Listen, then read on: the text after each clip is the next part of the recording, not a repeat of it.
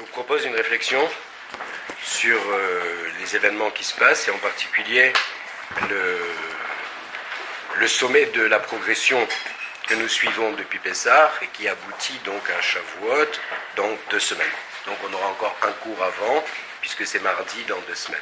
Okay, donc Shavuot c'est Mamad Har Sinai. Okay, c'est-à-dire c'est présenté dans la Torah comme étant un événement qui s'est produit dans un lieu précis. Okay. Bon. Qu'est-ce qui s'est passé? Alors, il s'est passé un certain nombre de choses qu'on va essayer de définir ensemble. La question est de comprendre pourquoi, si vous voulez, cet événement-là revêt une importance aussi grande pour l'économie juive, on va dire, pour le peuple juif et pour toute la dimension de la vie qu'on apprend de cet événement-là. D'accord ? Alors, plusieurs choses, si vous voulez, on va avancer par tranche. D'abord, l'aspect de ce qui s'est passé là-bas. Okay. Il s'est passé 2 choses. Premièrement, la manifestation d'Akadosh Baruch Hu. Okay.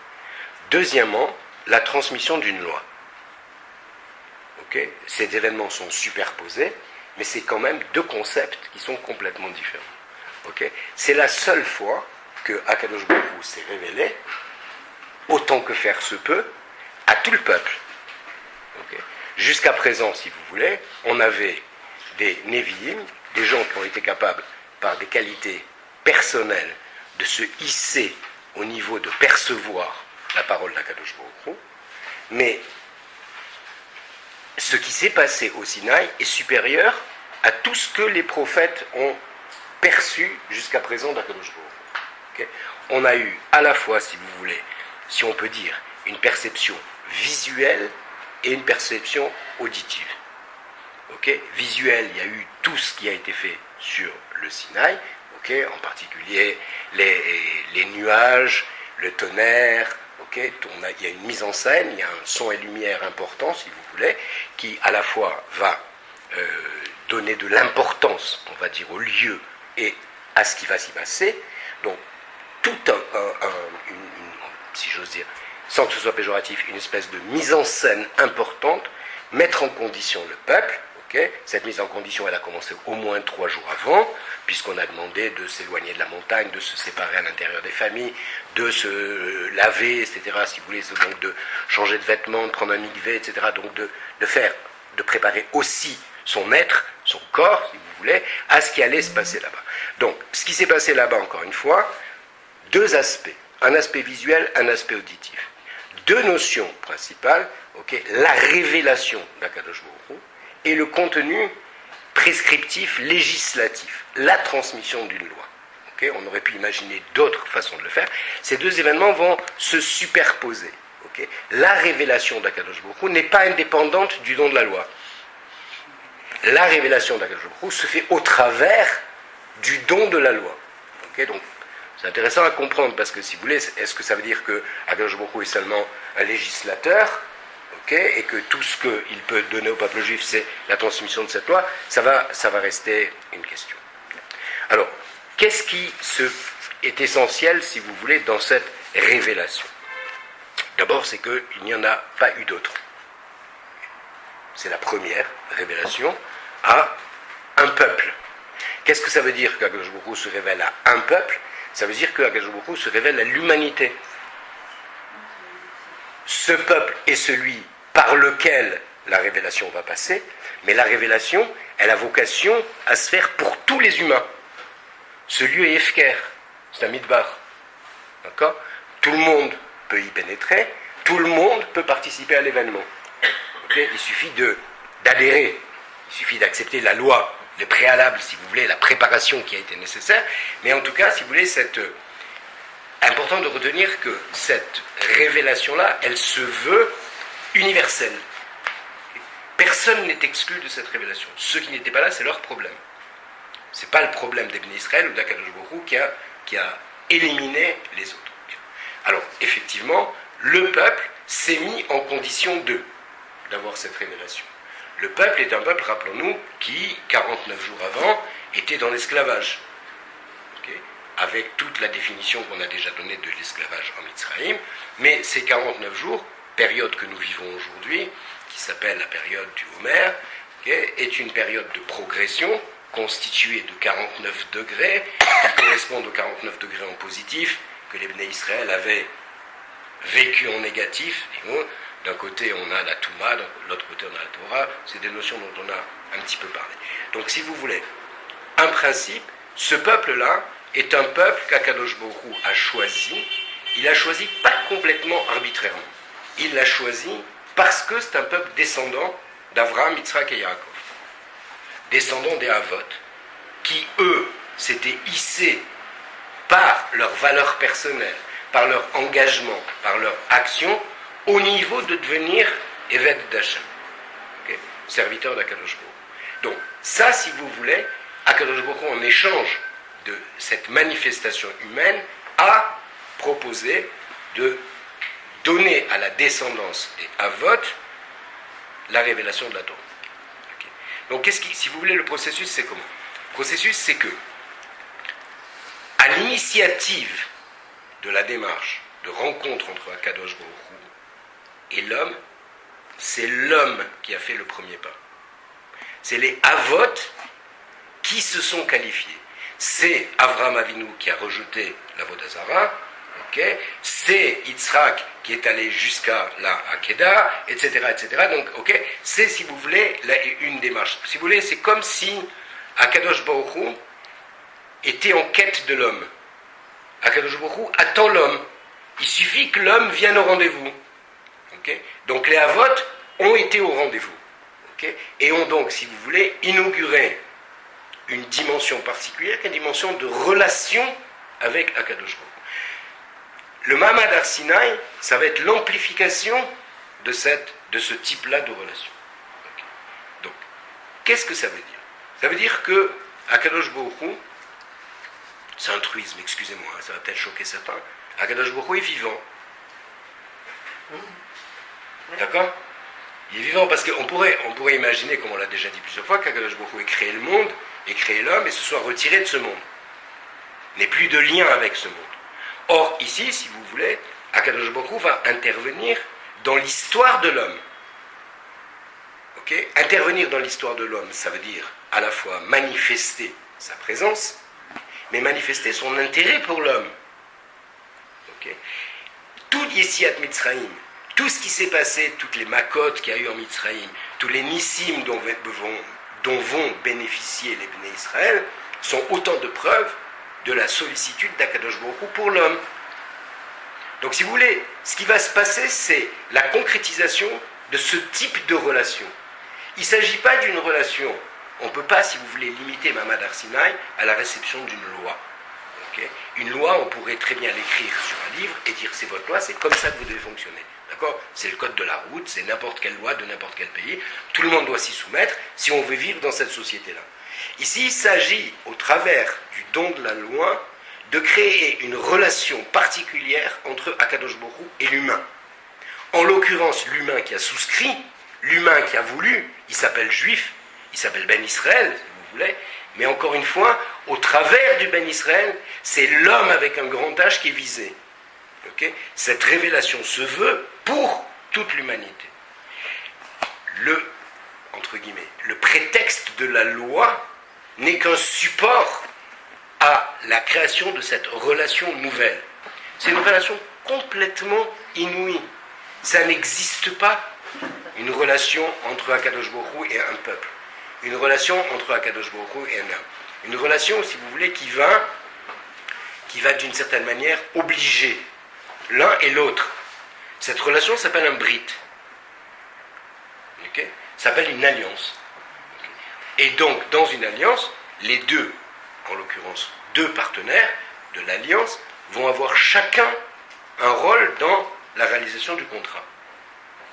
Donc, si vous voulez, c'est complètement inouï de voir que ce que la Torah fait, c'est qu'elle n'impose pas, elle ne s'impose pas à l'homme comme le carcan d'une loi, mais elle est le moyen, au travers de la loi, de créer une relation nouvelle, une relation complètement extraordinaire, comment c'est possible, si vous voulez, que Akadosh Baruch Hu, qui est complètement immatériel, sans limite, qui n'est pas s'inscrit ni dans le temps, ni dans l'espace, puisse compagnonner avec un petit bonhomme, qui est limité dans le temps, dans l'espace, dans sa conception, dans son intelligence, etc., etc. D'accord?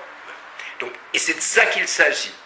Okay? Mahamad Har Sinaï, c'est cette dimension-là que Akadosh Baruch Hu introduit dans l'humanité. Okay. Bien. Alors pourquoi il a choisi le peuple juif? Quoi? Tu avais déjà donné une réponse. Parce qu'il est rattaché au... Alors, première raison, effectivement, c'est parce que le peuple juif est l'héritier des Avot, Abraham, Yitzhak, Yaakov. Deuxième raison, si on peut, enfin, je ne sais pas s'il faut dire deuxième raison, autre élément, on va dire comme ça, okay, parce que le peuple juif s'est qualifié. C'est pas seulement parce qu'il était descendant, mais la génération de Mitzrayim s'est qualifiée au moins en partie pour pouvoir entrer en relation avec Akadosh Baruch Hu. Rappelons-nous qu'avant de sortir de Mitzrayim, Akadosh Baruch Hu a demandé un certain nombre d'engagements. Vous vous rappelez, en particulier 3 mitzvot. Ouais, tout le monde connaît par cœur, j'ai été répété 10 fois. Rosh Chodesh, Semu. Rosh Chodesh, la Mila. Les Korban Pessah. D'accord? Donc, si vous voulez, on a demandé aux gens, au Bnei Israël, de se qualifier avec 3 mitzvot qui sont extrêmement emblématiques. D'accord? Donc, on a dit oui. Oui, alors d'accord, il s'est qualifié avec ça, mais parce qu'il leur a demandé. Oui. Mais avant de leur demander, qu'est-ce qui a fait qu'il a choisi Ce qui a fait qu'il a choisi, c'est qu'il était descendant des Avot. Ah ouais, voilà, c'est tout. D'accord? Donc c'était son peuple, si tu veux. À Avraham, Akadosh Baruch Hu avait promis que son peuple serait étranger dans une terre qui n'était pas la sienne, etc. Mais qu'il le ressortirait de là-bas pour en faire un peuple. Okay? Donc ça, c'est le projet d'Akadosh Baruch Hu.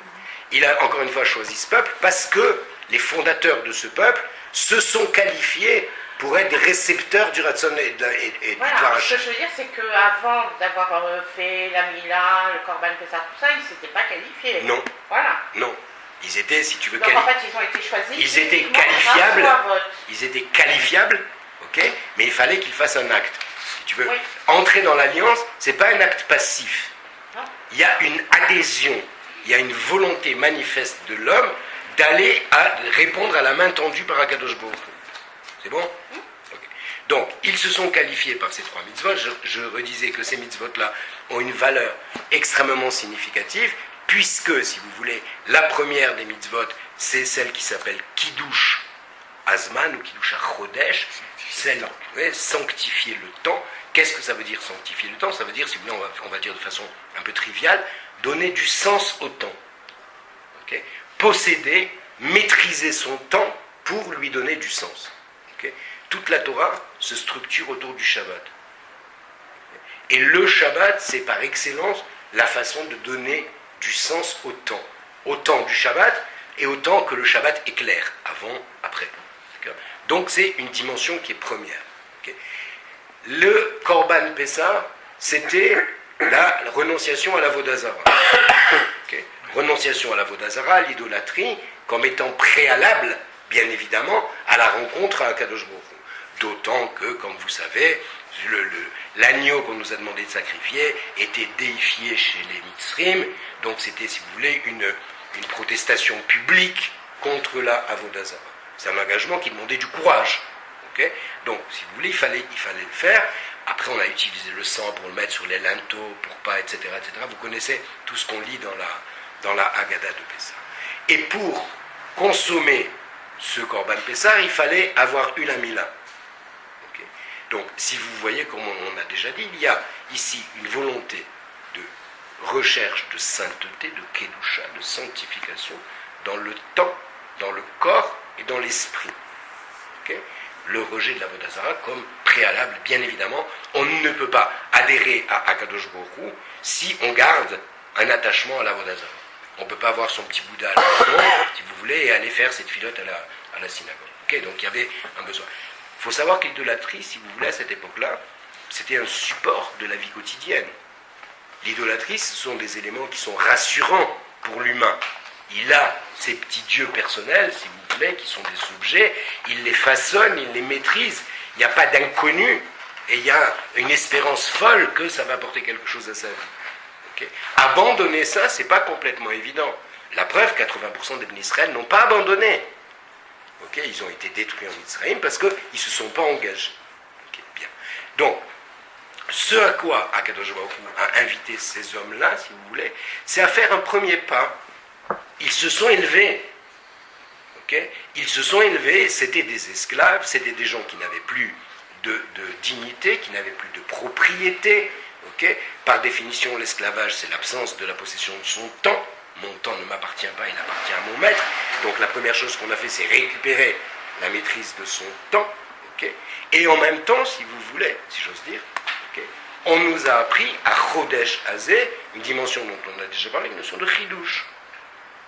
Okay. Le moi invite au renouvellement.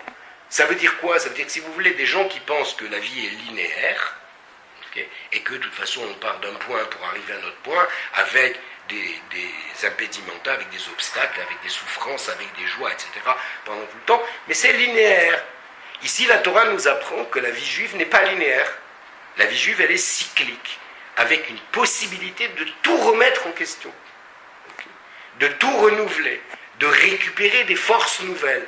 Si vous voulez, c'est une invitation au rajeunissement permanent. Dans la Torah, on ne vieillit pas. Pourquoi ça vous fait rire? Vous ne sentez pas qu'on rajeunit tous les jours? Hein, on rajeunit tous les jours. Okay. Achidouche azé lachem. Okay. Chaque 30 jours, okay, on a une obligation de se renouveler. Donc si vous voulez, ça veut dire que, par principe, si vous voulez, Akadosh Baruch Hu essaye de révéler en l'homme un certain nombre de potentialités qu'il y a déposées, okay, pour pouvoir effectivement créer du neuf.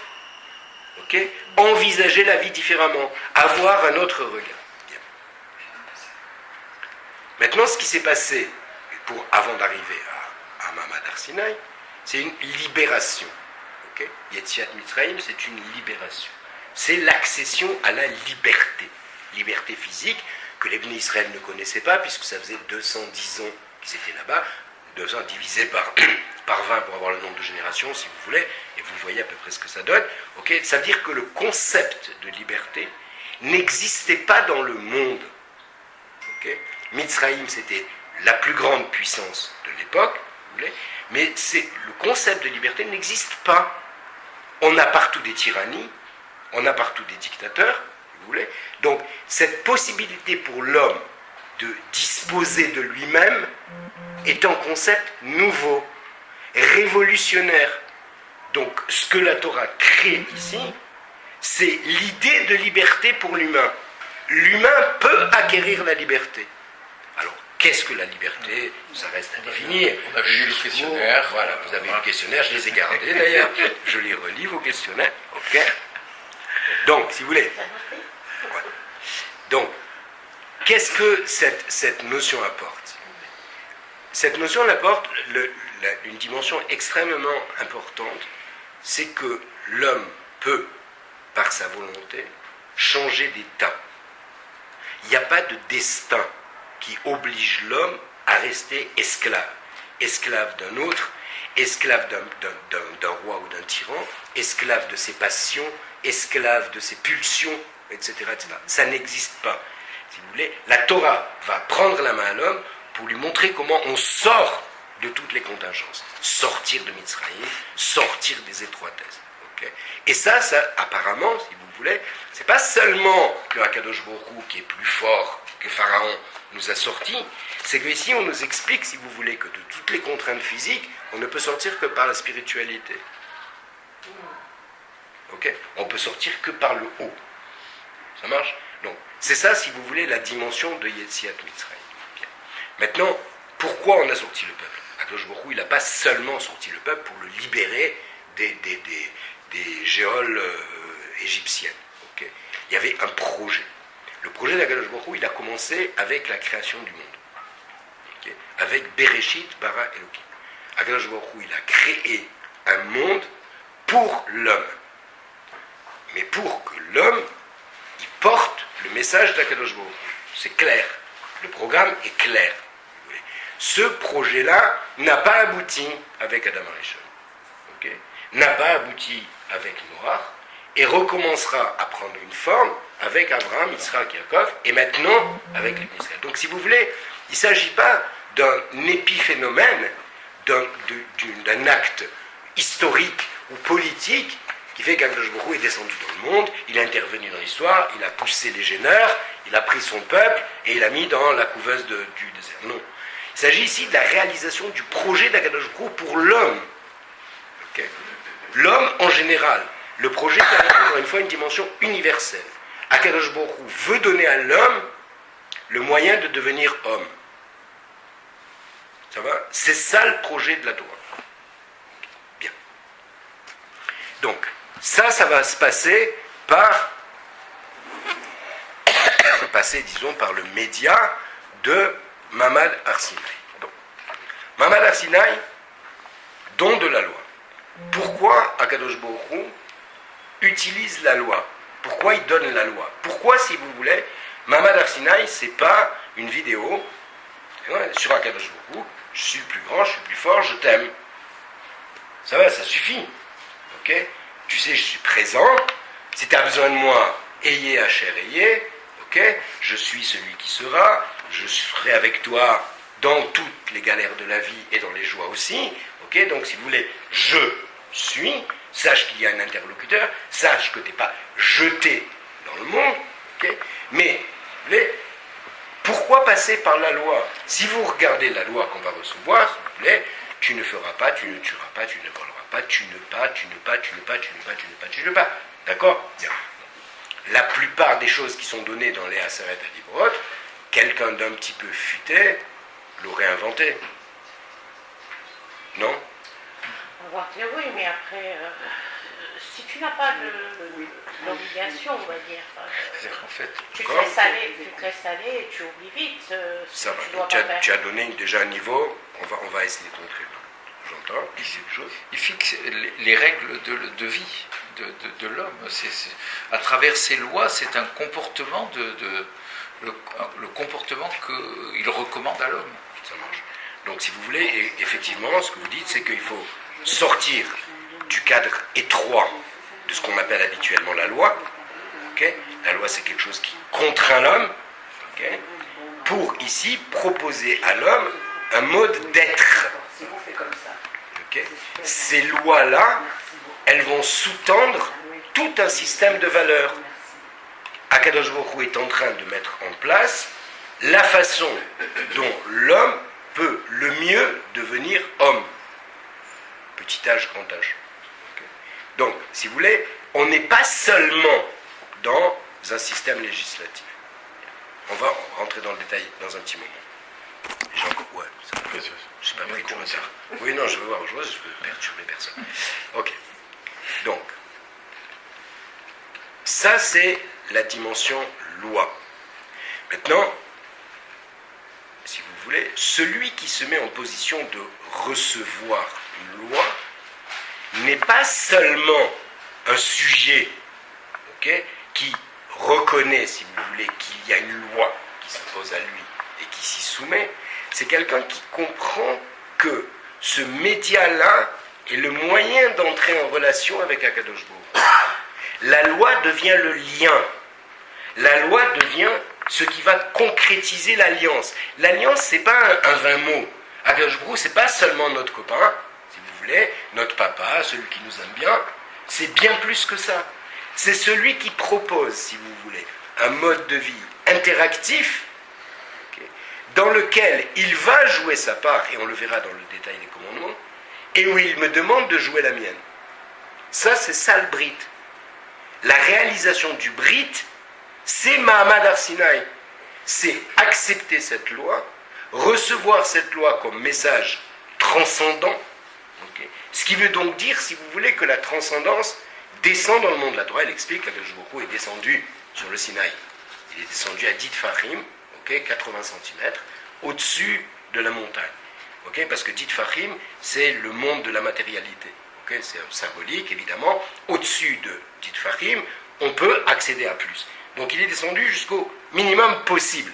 Ça veut donc dire, si vous voulez, que ça veut dire une multitude de choses. Okay. La première chose que ça veut dire, c'est que l'homme doit se hisser à 10 tfachim. C'est pas énorme. Pour pouvoir aborder éventuellement la spiritualité.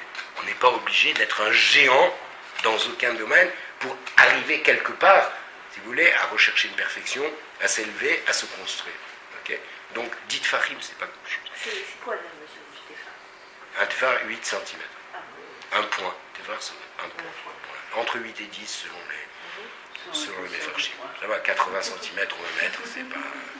C'est bien. Ça marche. Donc, ok, on a ici, si vous voulez, deux choses. La Torah a été donnée sur le Har Sinaï. Har Sinaï, c'est une montagne. En vérité, ce n'est pas une montagne, c'est une colline. Okay. C'est la montagne la moins haute de toute la région. Donc, tous les symboles qui vont avec, si vous voulez, on s'élève, mais on n'a pas besoin de s'élever sur l'Annapurna ou l'Everest pour pouvoir rencontrer Akadosh Baruch Hu. Il est descendu sur le Sinaï. Okay.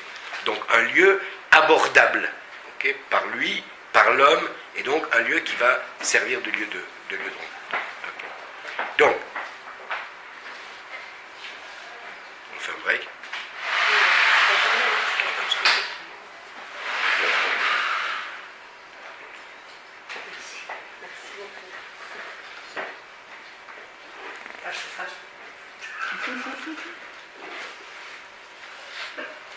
Ça marche. Alors, on est en train, si vous voulez, de matérialiser un lien vivant, existentiel, entre Akadosh Baruch Hu et l'homme. Ça veut dire que donc, à partir de maintenant, toute la vie des Bnei Israël sera construite sur ce lien-là. La raison d'être du peuple juif ne sera que son rapport à Akadosh Baruch Hu. On a déjà dit plusieurs fois que nous sommes un peuple qui a été créé hors norme, pas sur sa terre, okay, sans héritage, ni culturel, ni tout. On va recevoir d'abord notre loi dans le Midbar, ensuite on recevra notre terre, ce qui est complètement atypique, si vous voulez.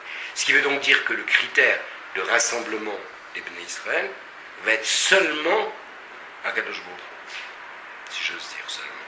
Okay. La loi, le plus petit dénominateur commun, c'est Akadosh Baruch Hu. Il n'y a pas d'autres critères. Encore une fois, on n'est pas ensemble parce qu'on est né sur la même terre, comme les Bretons qui sont nés en Bretagne et qui ne peuvent pas faire autrement que vivre ensemble, parce qu'ils ont leurs racines sur leur terre nourricière et que c'est comme ça que ça se passe. Nous, non. Si vous voulez. Nous, notre existence individuelle, comme tous les êtres humains, elle procède de la volonté d'Akadosh Baruch Hu. Et notre existence nationale, elle se manifeste à partir de Yetziat Mitzrayim et Mamad Har Sinaï. Donc, tout ce qui va faire la structure du peuple juif va se construire autour de ces deux événements, Yetziat Mitzrayim, Matan Torah. Donc, le peuple juif va se structurer autour de cette dimension de Brit, dimension de relation privilégiée, particulière, entre l'homme et son créateur. Et toute la vie du juif devra être de jouer sa part dans ce Brit et dans cette relation. À la fois sur le plan individuel et sur le plan national comme individu à l'intérieur d'une collectivité, à l'intérieur d'une nation. Alors, intéressant, qu'est-ce qu'on gagne, si vous voulez, avec ça? On gagne que la vie du juif va être une vie dans laquelle on va lui demander de s'élever au-dessus des contingences matérielles qui régissent la vie de tous les autres hommes. Okay. Les autres hommes peuvent accéder à une spiritualité, mais si vous voulez, toute leur vie est dominée par la nécessité de subsister, de continuer à vivre. Donc on est enfermé dans le travail, dans la guerre, dans toutes les dimensions humaines. Ici, Akadosh Baruch Hu est en train d'introduire à l'intérieur du peuple juif, pour l'humanité, pour que l'humanité le comprenne, une dimension métaphysique, surnaturelle. Ce qui veut donc dire, si vous voulez, on apprend de là que la vie de l'homme ne se limite pas à sa nature.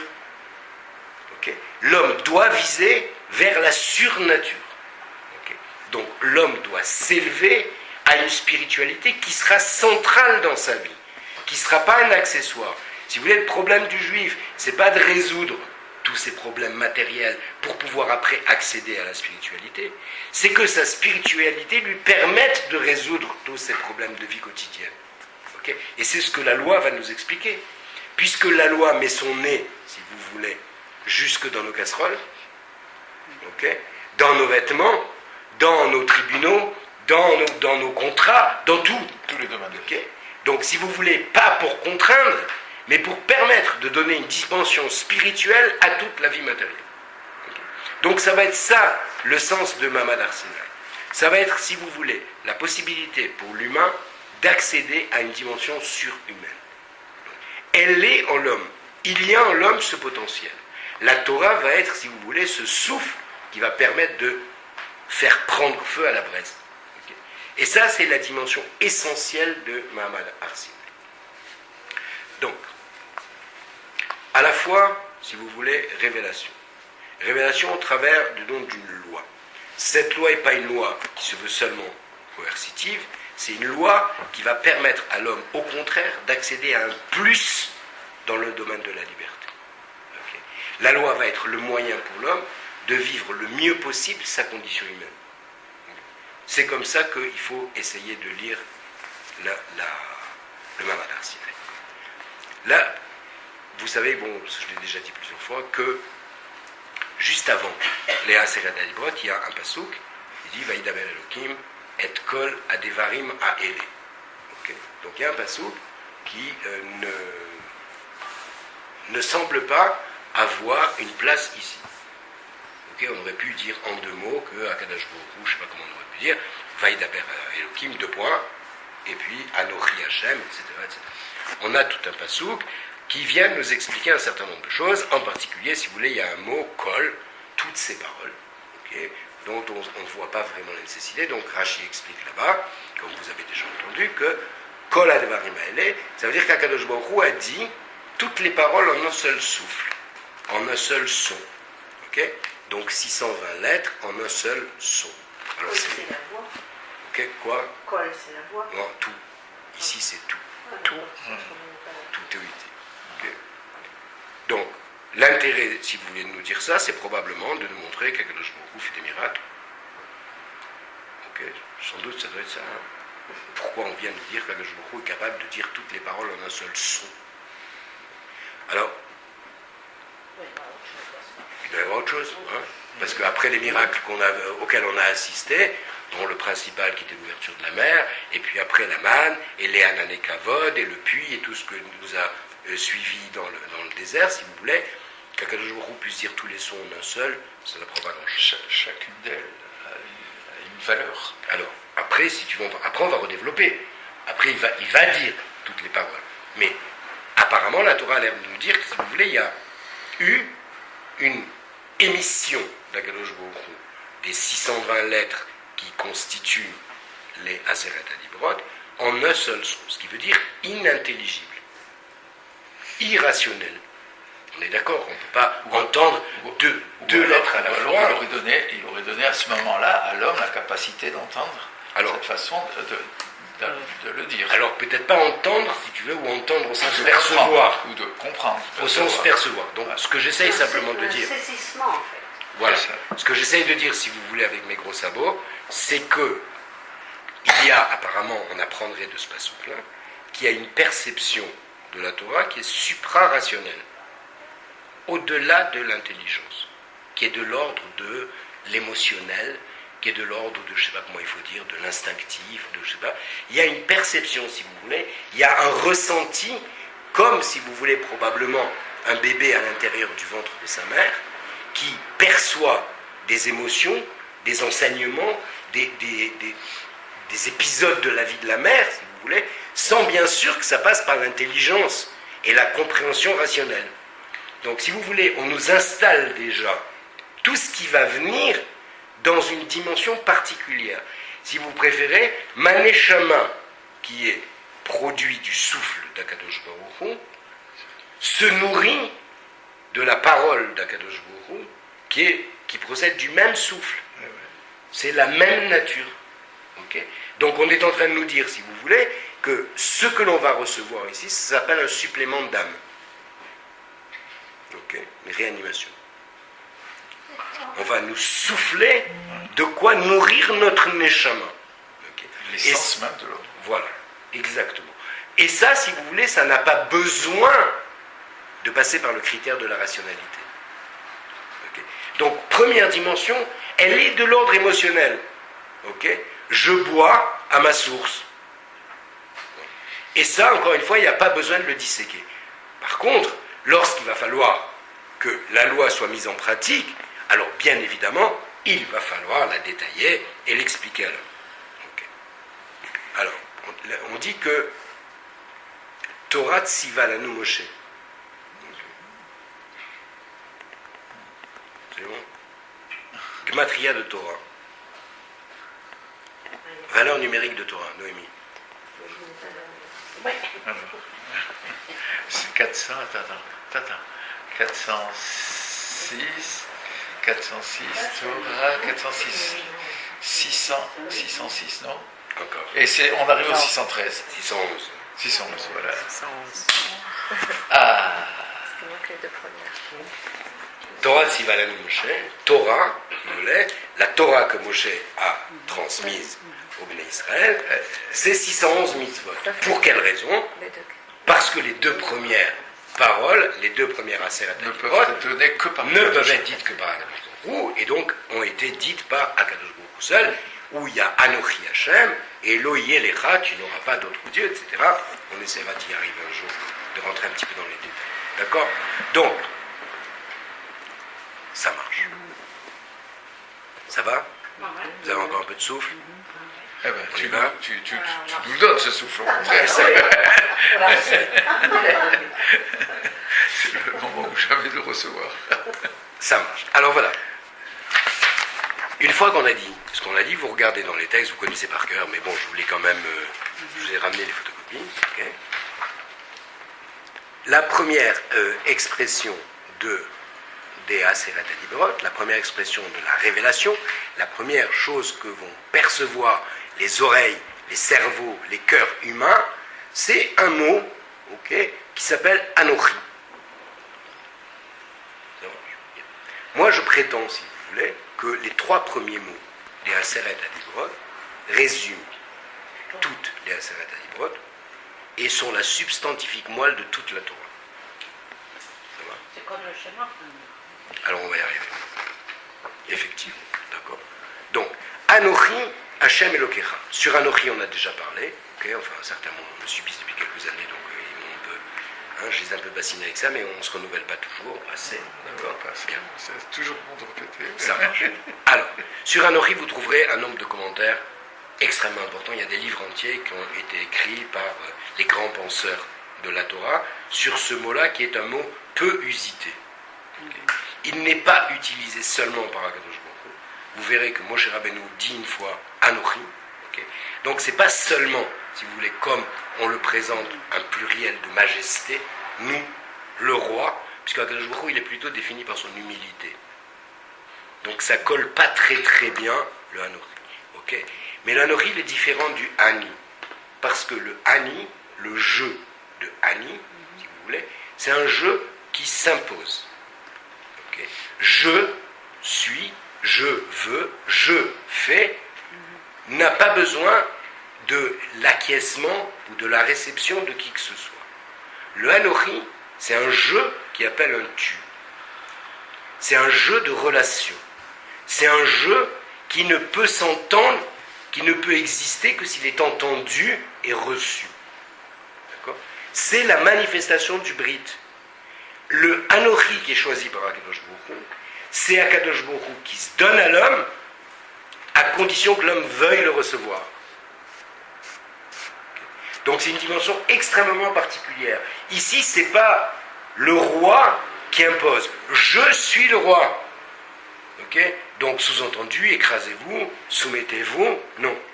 Ici, c'est un jeu qui veut dire que mon existence, je choque volontairement, dit Akadosh Baruch Hu, mon existence n'a de sens que dans la relation avec toi.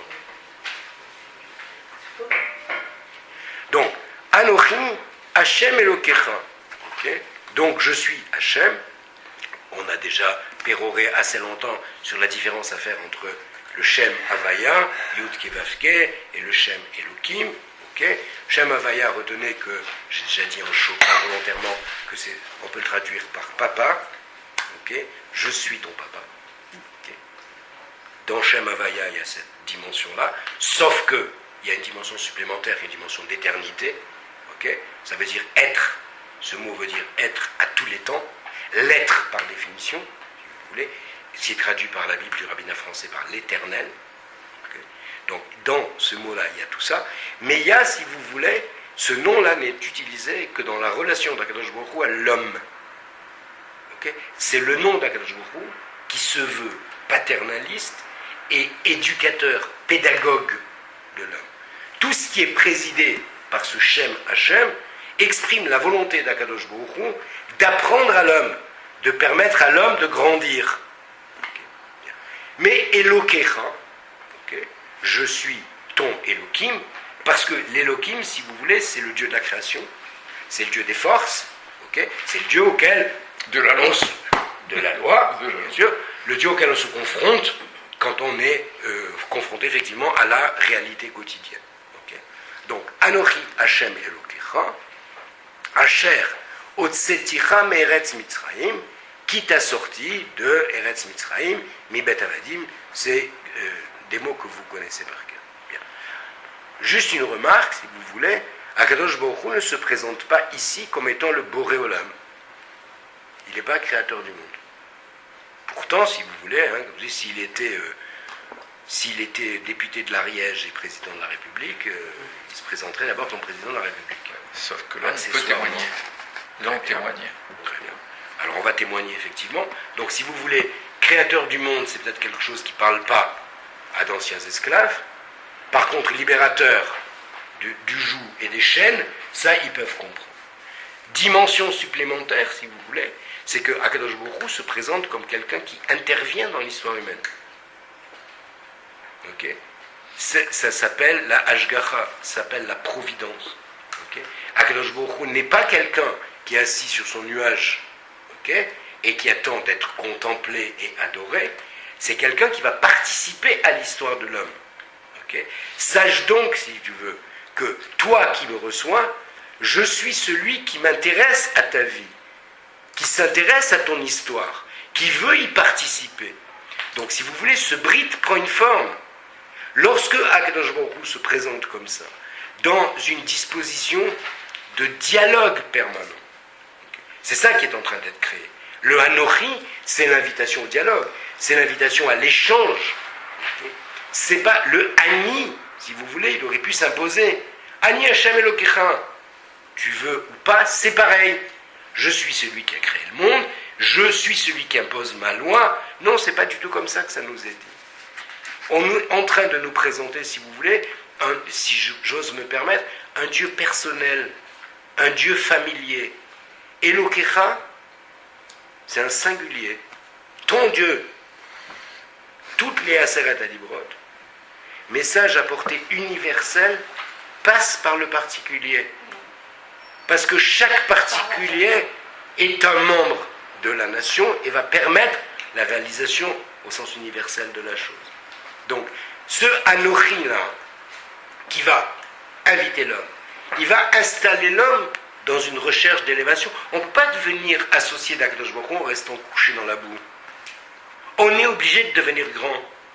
On est obligé, puisqu'on va être chargé de participer au projet d'Akadosh Baruch Hu pour l'humain, on va être invité à aspirer à la Kedusha.